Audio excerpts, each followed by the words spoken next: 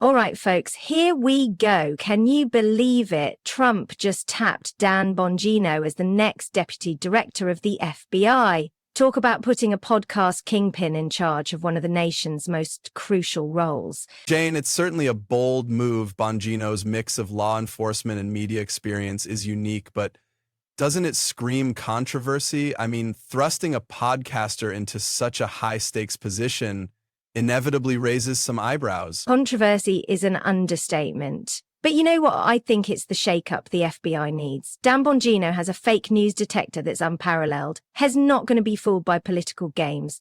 But, Jane, let's unpack this a bit. He does have a substantial background in law enforcement, a former NYPD officer, a Secret Service agent, not to mention his academic credentials, a master's in psychology and an MBA.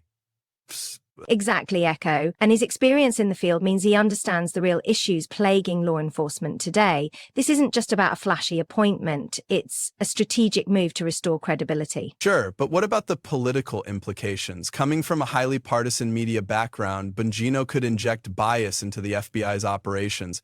Can we really say this won't lean toward a certain narrative? Oh, come on. The FBI has been leaning left for years. This is a breath of fresh air, and touting transparency is just the kind of promise America needs right now, even if it ruffles a few feathers. All right, but there's also the bigger picture here. How does his appointment align with Trump's plans, especially with Kash Patel and Pam Bondi in his corner? Is this about real, impactful change or more of the same political maneuvering? Echo, it's about time we see some change that emphasizes law and order. It's called shaking up the swamp, my friend. Whenever you stir the pot, there's going to be backlash, but that's the price for progress. Okay, you've got a point about progress, but if we are aiming for fairness and justice, wouldn't it be beneficial to consider all sides and not solely enforce a partisan agenda? Bongino stepping back from his successful podcast could signal earnest dedication, though. True. Ambition doesn't lack in either Bongino or Trump's plans. And hey, if tempting means in tackling